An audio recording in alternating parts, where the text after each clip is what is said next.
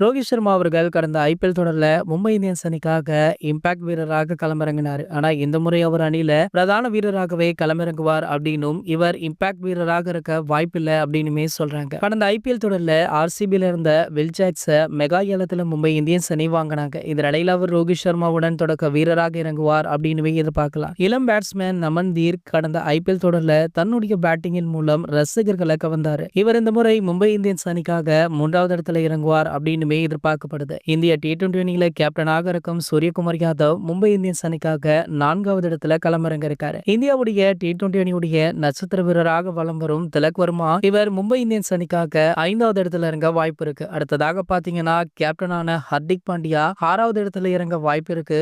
மேலும் பாத்தீங்கன்னா ஜர்க்கண்டை சேர்ந்த வீரர் ராபின் மின்ஸ் அவர்கள் 7வது இடத்துல பேட்டிங் செய்ய இருக்காரா. மேலும் பாத்தீங்கன்னா மும்பை இந்தியன்ஸ் அணியில கசான் ஃபரூக்கு பதிலாக முஜிபுர் ரகுமான் அவர்களை களமிறங்க இருக்காங்க. இவர் பாத்தீங்கன்னா 8வது இடத்துல இறங்க வாய்ப்பு இருக்கு. அடுத்ததாக தீபக் சாகர் அவர்களும் ஜஸ்பீத் பும்ரா அவர்களும் போல்ட் அவர்களும் தான் இருக்காங்க. சோ இந்த 11 அணி தான் பாத்தீங்கன்னா மும்பை இந்தியன்ஸ் உடைய 11 அணி அப்படின்னு மும்பை இந்தியன்ஸ் தரப்புல இருந்து தகவல் எல்லாம் வெளியாக இருக்கு. சோ கண்டிப்பாக பலம் வாய்ந்த 11 அணியை கட்டமைச்சிருக்காங்க.